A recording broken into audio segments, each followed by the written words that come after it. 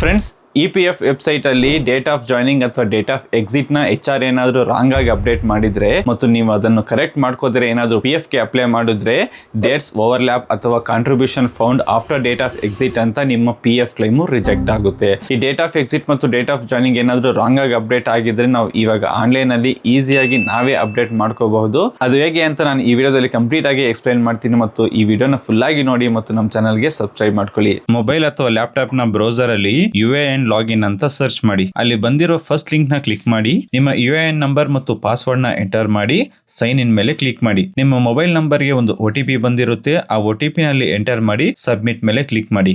Login ಮಾಡಿದ್ಮೇಲೆ ಈ manage ಅಲ್ಲಿ ಜಾಯಿಂಟ್ ಡಿಕ್ಲರೇಷನ್ ಅಂತ ಇದೆಯಲ್ಲ, ಇದರಲ್ಲಿ ನಾವು ಡೇಟ್ ಆಫ್ ಎಕ್ಸಿಟ್ ಎಲ್ಲ ಚೇಂಜಸ್ ನ ಇಲ್ಲಿ ಮಾಡ್ಕೋತೀವಿ. ಅದಕ್ಕಿಂತ ಮೊದಲು ಸರ್ವಿಸ್ ಹಿಸ್ಟ್ರಿನ ಕ್ಲಿಕ್ ಮಾಡಿ. ಇಲ್ಲಿ ನಿಮ್ಮ ಡೇಟ್ ಆಫ್ ಎಕ್ಸಿಟ್ ಅಥವಾ ಡೇಟ್ ಆಫ್ ಜಾಯ್ನಿಂಗ್ ಏನಿದೆ ಮತ್ತು ನೀವು ಏನು ಚೇಂಜಸ್ ಮಾಡ್ಕೋಬೇಕು ಅಂತ ಒಂದ್ಸಲ ವೆರಿಫೈ ಮಾಡ್ಕೊಳ್ಳಿ. ಇಲ್ಲಿ ನೋಡ್ಬೋದು date of exit August 1st, 2025 ಇದೆ. But actual date of exit ಬಂದು November 8, 2025 ಅಂತ. ಅದನ್ನು ನಾವು ಚೇಂಜ್ ಮಾಡ್ಕೊಳ್ಳೋಕ್ಕೆ ನಮ್ಮ ಹತ್ರ 2 ಡಾಕ್ಯುಮೆಂಟ್ಸ್ ಇರಬೇಕು. ಅದರಲ್ಲಿ ಮೊದಲನೇದು ನಿಮ್ಮ last month salary with final settlement ಇರುತ್ತಲ್ಲ, ಆ ಡಾಕ್ಯುಮೆಂಟ್ ಒಂದಿದ್ರೆ ಸಾಕು. ಅಥವಾ ರಿಲೀವಿಂಗ್ ಲೆಟರ್ ಅಥವಾ ಎಕ್ಸ್ಪೀರಿಯನ್ಸ್ ಲೆಟರ್ ಇದ್ರೆ ಸಾಕು. ಅದರಲ್ಲಿ ಡೇಟ್ ಆಫ್ ಎಕ್ಸಿಟ್ ಮೆನ್ಷನ್ ಮಾಡಿರಬೇಕು. ಅಥವಾ ಏನಾದರೂ ಟರ್ಮಿನೇಷನ್ ಆಗಿದ್ರೆ ಟರ್ಮಿನೇಷನ್ ಲೆಟರು ಅಥವಾ ಡೆತ್ ಸರ್ಟಿಫಿಕೇಟು, PF ಮೆಂಬರ್ ಏನಾದರೂ ಡೆತ್ ಆಗಿದ್ರೆ ಡೆತ್ ಸರ್ಟಿಫಿಕೇಟ್ ಬೇಕಾಗುತ್ತೆ. ಈ 4ರಲ್ಲಿ ಯಾವುದಾದ್ರೂ ಒಂದಿದ್ರೆ ಸಾಕಾಗುತ್ತೆ. ಮತ್ತು 2ನೇ ತರಹದ ಡಾಕ್ಯುಮೆಂಟು ನಮಗೆ ನೆಕ್ಸ್ಟ್ ಸೆಲ್ಫ್ ಡಿಕ್ಲರೇಷನ್ ಫಾರ್ಮ್. ಇದು ನಾವೇ ವೈಟ್ ಪೇಪರಲ್ಲಿ ಬರೆದು ಸೈನ್ ಮಾಡಿ ಅದನ್ನೊಂದು PDF ಥರ ಸ್ಕ್ಯಾನ್ ಮಾಡಿ ನಾವು ಅದನ್ನು ಅಪ್ಲೋಡ್ ಮಾಡಬೇಕಾಗುತ್ತೆ. ಮ್ಯಾನೇಜಲ್ಲಿ ಜಾಯಿಂಟ್ ಡಿಕ್ಲರೇಷನ್ ಮೇಲೆ ಕ್ಲಿಕ್ ಮಾಡಿ. ಅಲ್ಲಿ ಸೆಲೆಕ್ಟ್ ಮೆಂಬರ್ ID ಹತ್ರ ಅಲ್ಲಿ ನೀವು ಯಾವ ಕಂಪನಿಯಲ್ಲಿ ಡೇಟ್ ಆಫ್ ಎಕ್ಸಿಟ್ ಅಥವಾ ಡೇಟ್ ಆಫ್ ಜಾಯ್ನಿಂಗ್ ನೀವು ಚೇಂಜ್ ಮಾಡ್ಬೇಕು ಅನ್ಕೊಂಡಿದ್ದೀರೋ ಆ ಕಂಪ್ನಿನಲ್ಲಿ ಸೆಲೆಕ್ಟ್ ಮಾಡಿ ಗೆಟ್ ಡೀಟೇಲ್ಸ್ ಮೇಲೆ ಕ್ಲಿಕ್ ಮಾಡಿ. ನೆಕ್ಸ್ಟ್ ನೀವು ಸ್ಕ್ರೋಲ್ ಡೌನ್ ಮಾಡಿದ್ರೆ ಅಪ್ಡೇಟ್ ಸರ್ವಿಸ್ ಡೀಟೇಲ್ಸ್ ಬರುತ್ತೆ. ಇಲ್ಲಿ ಡೇಟ್ ಆಫ್ ಜಾಯ್ನಿಂಗ್ ಅಥವಾ ಡೇಟ್ ಆಫ್ ಲೀವಿಂಗ್ ಚೇಂಜ್ ಮಾಡೋಕ್ಕೆ ಅಲ್ಲಿ ಪೆನ್ಸಿಲ್ ಮೇಲೆ ನೀವು ಕ್ಲಿಕ್ ಮಾಡಿ. ನಾವು ಡೇಟ್ ಆಫ್ ಲೀವಿಂಗ್ ಅಥವಾ ಡೇಟ್ ಆಫ್ ಎಕ್ಸಿಟ್ ಇದನ್ನು ನಾವು ಚೇಂಜ್ ಮಾಡೋಕ್ಕೆ ಅಲ್ಲಿ ಚೇಂಜ್ ರಿಕ್ವೈರ್ಡ್ ಅಲ್ಲಿ ಪೆನ್ಸಿಲ್ ಮೇಲೆ ಕ್ಲಿಕ್ ಮಾಡಿ. ಅಲ್ಲಿ ನೋಡ್ಬೋದು ನಮಗೆ ಆಗಸ್ಟ್ ಅಂತಿದೆ, ನಾವು ಅದನ್ನು November 8 ಸೆಲೆಕ್ಟ್ ಮಾಡಬೇಕು. ಚೇಂಜ್ ರಿಕ್ವೈರ್ಡ್ ಫೀಲ್ಡಲ್ಲಿ ನಾವು ಕ್ಲಿಕ್ ಮಾಡಿಬಿಟ್ಟು ಅಲ್ಲಿ ನಮಗೆ ಕ್ಯಾಲೆಂಡರ್ ಬರುತ್ತೆ. ನಮಗೆ ಯಾವ ಡೇಟ್ ಬೇಕೋ ಅದು ಕರೆಕ್ಟಾಗಿ ನಾವು ಸೆಲೆಕ್ಟ್ ಮಾಡಿ. ನಾನು ಇಲ್ಲಿ November 8 ಅಂತ ಸೆಲೆಕ್ಟ್ ಮಾಡ್ತಾ ಇದ್ದೀನಿ. ನಿಮ್ಮ ರಿಲೀವಿಂಗ್ ಅಥವಾ ಎಕ್ಸ್ಪೀರಿಯನ್ಸ್ ಲೆಟರಲ್ಲಿ ಯಾವ ಡೇಟ್ ಇದೆಯಲ್ಲ ಆ ಡೇಟ್ನ ನೀವು ಕರೆಕ್ಟಾಗಿ ಇಲ್ಲಿ ಎಂಟರ್ ಮಾಡಿ. ಇಲ್ಲ ಅಂದರೆ ನಿಮಗೆ ರಿಜೆಕ್ಟ್ ಆಗುವ ಚಾನ್ಸಸ್ ಇದೆ. ಮತ್ತು ಅಲ್ಲಿ ಡೇಟ್ ಆಫ್ ಲೀವಿಂಗ್ EPS ಅಂತ ಇದೆಯಲ್ಲ, ಅಲ್ಲಿ ಕೂಡ ನಾವು ಸೇಮ್ ಡೇಟ್ನೇ ಅಲ್ಲಿ ಸೆಲೆಕ್ಟ್ ಮಾಡಬೇಕು. ಫಸ್ಟ್ ಒಂದು ಬಂದು date of leaving EPF, second ಒಂದು ಬಂದು ಡೇಟ್ ಆಫ್ ಲೀವಿಂಗ್ EPS. ಎರಡರಲ್ಲೂ ಒಂದೇ ಡೇಟನ್ನು ಇರಬೇಕು.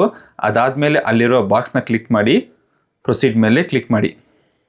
ನೆಕ್ಸ್ಟ್ ನಾವು ಡಾಕ್ಯುಮೆಂಟ್ ಅಪ್ಲೋಡ್ ಮಾಡಬೇಕಾಗುತ್ತೆ. ನಮ್ಮ UAN ನಂಬರ್ 2017 ಮೇಲೆ ಏನಾದರೂ ಕ್ರಿಯೇಟ್ ಆಗಿದ್ದರೆ ನಾವು ಯಾವುದೇ ತರಹದ ಡಾಕ್ಯುಮೆಂಟ್ ಅಪ್ಲೋಡ್ ಮಾಡೋ ಅವಶ್ಯಕತೆ ಇರೋದಿಲ್ಲ. ಜಸ್ಟ್ OTP ಎಂಟರ್ ಮಾಡಿದರೆ ಸಾಕು, ಅದು ಆಟೋಮೆಟಿಕ್ ಆಗಿ ತಗೊಂಡು ನಮ್ಮ ಡೇಟ್ ಆಫ್ ಎಕ್ಸಿಟ್ ಎಲ್ಲ ಚೇಂಜ್ ಆಗುತ್ತೆ. ನಮ್ಮ UAN ನಂಬರ್ 2017 ಒಳಗೆ ಕ್ರಿಯೇಟ್ ಆಗಿದ್ದರೆ ನಾವು ಪ್ರೂಫ್ಗೆ ಅಂತ ಹೇಳ್ಬಿಟ್ಟು ಡಾಕ್ಯುಮೆಂಟ್ನ ಅಪ್ಲೋಡ್ ಮಾಡಬೇಕಾಗುತ್ತೆ. ನೆಕ್ಸ್ಟ್ ಸ್ಕ್ರೋಲ್ ಡೌನ್ ಮಾಡಿದ್ರೆ ಇಲ್ಲಿ ನೋಟ್ ಅಂತಿದೆಯಲ್ಲ, ಅಲ್ಲಿ ನಮ್ಮ ಡಾಕ್ಯುಮೆಂಟು PDF ಅಲ್ಲಿ ಇರಬೇಕು ಮತ್ತು ಅದರ ಸೈಜು 2 MB ಕಡಿಮೆ ಇರಬೇಕು. ಆವಾಗಲೇ ಇಲ್ಲಿ ತಗೊಳ್ಳುತ್ತೆ. ನೆಕ್ಸ್ಟ್ ಡಾಕ್ಯುಮೆಂಟ್ 1ರಲ್ಲಿ ಅಲ್ಲಿ ಸೆಲೆಕ್ಟ್ ಮೇಲೆ ಕ್ಲಿಕ್ ಮಾಡಿ. ಇಲ್ಲಿ ನಿಮಗೆ ಕೆಲವು ಆಪ್ಷನ್ಸ್ ಇದೆ. ಒಂದನೇದು ಬಂದು ಎಕ್ಸ್ಪೀರಿಯನ್ಸ್ ಲೆಟರ್, ಎರಡನೇದು ಸ್ಯಾಲರಿ ಸ್ಲಿಪ್ ಅಥವಾ full and final settlement document, ಮೂರನೇದು ರಿಲೀವಿಂಗ್ ಲೆಟರ್, ಅದರಲ್ಲಿ ಡೇಟ್ ಆಫ್ ಎಕ್ಸಿಟ್ ಇರಬೇಕು, ಮತ್ತು 4ನೇದು ಡೆತ್ ಸರ್ಟಿಫಿಕೇಟ್. ಏನಾದರೂ PF ಮೆಂಬರ್ ಡೆತ್ ಆಗಿದ್ರೆ ಈ ಆಪ್ಷನ್ ನೀವು ಸೆಲೆಕ್ಟ್ ಮಾಡಬಹುದು. ಇದರಲ್ಲಿ ನಿಮ್ಮ ಹತ್ರ ಯಾವ ಡಾಕ್ಯುಮೆಂಟ್ ಇದೆಯೋ ಆ ಡಾಕ್ಯುಮೆಂಟ್ ನ ಇಲ್ಲಿ ಸೆಲೆಕ್ಟ್ ಮಾಡಿ. ನಾನು ರಿಲೀವಿಂಗ್ ಲೆಟರ್ ನ ಸೆಲೆಕ್ಟ್ ಮಾಡ್ತಾ ಇದ್ದೀನಿ. ನೆಕ್ಸ್ಟ್ ಚೂಸ್ ಫೈಲ್ ಮೇಲೆ ಕ್ಲಿಕ್ ಮಾಡಿ PDF ಡಾಕ್ಯುಮೆಂಟ್ ನ ಸೆಲೆಕ್ಟ್ ಮಾಡಿ ಅಪ್ಲೋಡ್ ಮಾಡಿ. ನೆಕ್ಸ್ಟ್ ಡಾಕ್ಯುಮೆಂಟ್ 2ನಲ್ಲಿ ನಾವು ಸೆಲ್ಫ್ ಡಿಕ್ಲರೇಷನ್ ಫಾರ್ಮ್ನ ಅಪ್ಲೋಡ್ ಮಾಡಬೇಕು. ಅದು ನಾನು ಡಿಸ್ಕ್ರಿಪ್ಷನಲ್ಲಿ ಕೊಟ್ಟಿರುತ್ತೇನೆ. ಅದನ್ನು ನೀವು ವೈಟ್ ಪೇಪರಲ್ಲಿ ಹೇಗಿದೆಯೋ ಹಾಗೆ ನೀವು ಬರೆದು ನಿಮ್ಮ ಡೀಟೇಲ್ಸ್ನ ಫಿಲ್ ಮಾಡಿ ಸೈನ್ ಮಾಡಿ ಅದನ್ನೊಂದು PDF ಆಗಿ ಒಂದು ಸ್ಕ್ಯಾನ್ ಮಾಡಿ ಸೇವ್ ಮಾಡ್ಕೊಳ್ಳಿ. ಆ ಡಾಕ್ಯುಮೆಂಟ್ನ ಇವಾಗ ಇಲ್ಲಿ ಅಪ್ಲೋಡ್ ಮಾಡಿ.